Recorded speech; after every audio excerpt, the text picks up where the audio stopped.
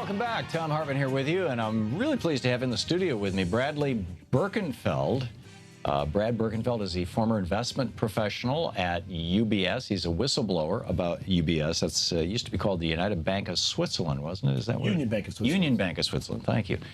Swiss Bank. He's the author. He's got a new book out. It's called Lucifer's Banker: The Untold Story of How I Destroyed Swiss Bank Secrecy. The website is lucifersbanker.com. You can tweet him at lucifersbanker. Lucifer's Banker, welcome to the program. Thank you, Tom. It's great to be here. So tell us the untold story. How did you come to basically bust UBS? Well, for years this has been going on. I think a lot of people knew that Swiss bank secrecy was that sort of unknown, unfettered access to private money offshore. Right. And the Swiss government certainly condoned it through their constitution. So it made a lot of sense to have privacy, like you have. It's their primary industry, isn't it? Banking? It's primary, yes, that's correct. And then it's a ripple effect for many other industries, tourism and watches and so forth. But no, it's a system that generally does work on paper. Years ago, like attorney-client privilege, like medical privilege, you have financial privilege. But unfortunately, it's been abused for so many years in the last, say, 3 decades that now you have nefarious acts washing through that country, through people evading taxes or intelligence agencies laundering money from drug trade and so forth. So it's really a bad system that needed to be transformed. Right. So you're working at UBS in Switzerland, and you see that there are, if my recollection is correct, 19,000 Americans who have accounts in this bank that they're using to basically hide money from the IRS in the United States, at least in your opinion. Well, for sure. I actually saw the figures. I worked there as a director, not only to hide it from the IRS, but to hide it from a business partner or a spouse. So you really have that underlying effort to say the Swiss won't help anyone if they ask a question, and that's where they felt protected within a numbered account in Switzerland. Right, or to hide it from the DEA, or to hide it from the FBI, or if it's an Al-Qaeda affiliate, to hide it from the drone strikes. I mean, whatever. Anybody who's hiding their money, there's, you have to ask the question, why? Why are you hiding your money?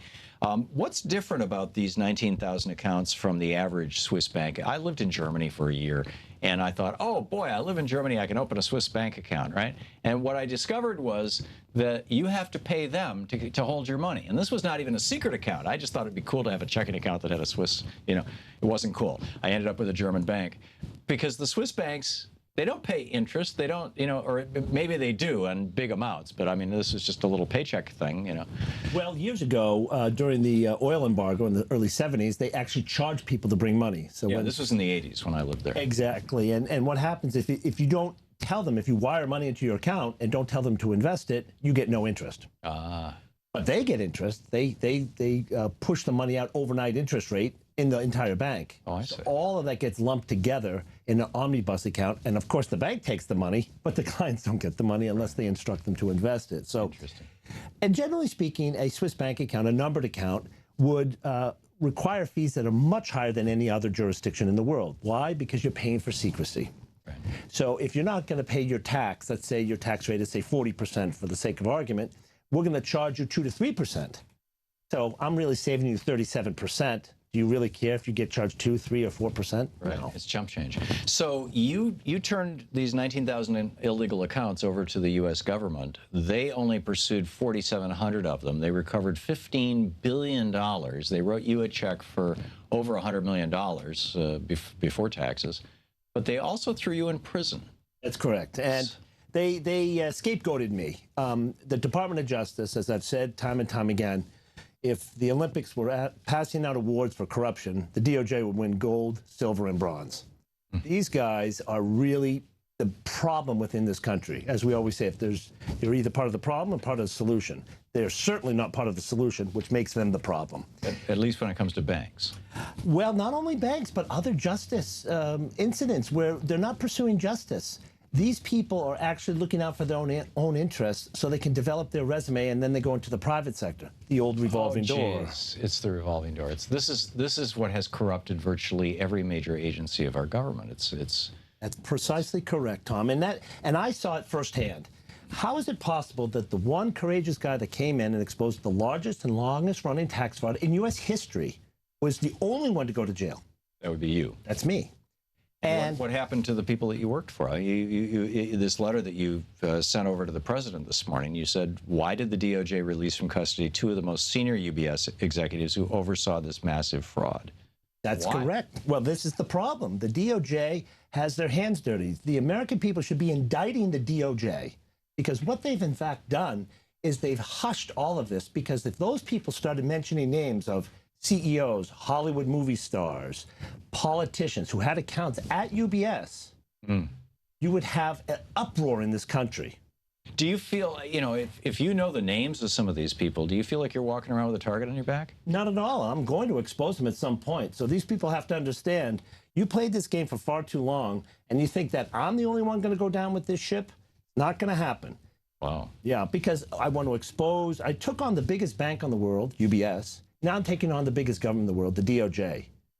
Wow. Yeah. So what's the plan? Well, the plan is my book is coming out tonight. I'm doing a book launch. And by the way, for people in Washington, D.C., you're going to be over at the National Press Club, right? It's a private event there at the National Press Club, but certainly I have a website and they can buy my book. But it's not a financial endeavor. It's an endeavor to tell the story about how corrupt our government is, how the big government is in bed with big business. This is awful. This is a cancer we must eradicate. And unfortunately, the people who are part of it don't want to see a change. That's why whistleblowers are so important today. Yeah, I agree. A lot of this was brought to us courtesy of the Supreme Court, by the way, which decided in '76 in the Buckley case that, you know, buying politicians was actually First Amendment free speech. And, you know, the efforts after the Nixon scandals in '73 to close the revolving door, some of those were actually fairly successful. They've all been blown away by the Supreme Court or by, you know, legislation. Are you suggesting that we need another church commission? We need another real serious evaluation of corruption in the U.S. government and reconfiguring the way that we do things? Clearly, because not only do we have a $20 trillion debt, that's one issue, but on the other side, we have people who are suffering in this country. And they're suffering for a variety of reasons, whether it's not so much income inequality, but just the opportunity to develop and be a better person in society. The problem is that there's such a small few people in this town that are running the show. Right. And people have no say. You can vote. Even if you vote, they still control the purse strings. So what happens is they're protecting their own interests when everyone else is getting pushed to the side. Right.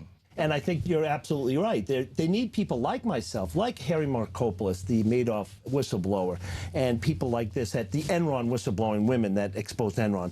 These people should be brought together and said, we need people like you to step forward, and we want to put a committee of these whistleblowers together to eradicate all this waste, fraud, and corruption in our government. How did the whistleblower laws in the United States not protect you? How is it that you went to prison when you were blowing the whistle?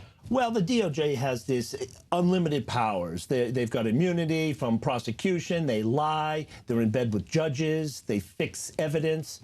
Time and time again, I can show you case after case where this happens, and I'm sure a lot of your audience can see that as well. But I was charged with a one-count conspiracy charge. The information I gave them, they used against me to indict me. How can you be part of a conspiracy if you're the only conspirator? Well, they blamed it on opening an account for one of my clients, and they said I withheld his name, which is a lie. They lied to a federal judge in Florida. Yeah, and they've lied to the U.S. Senate.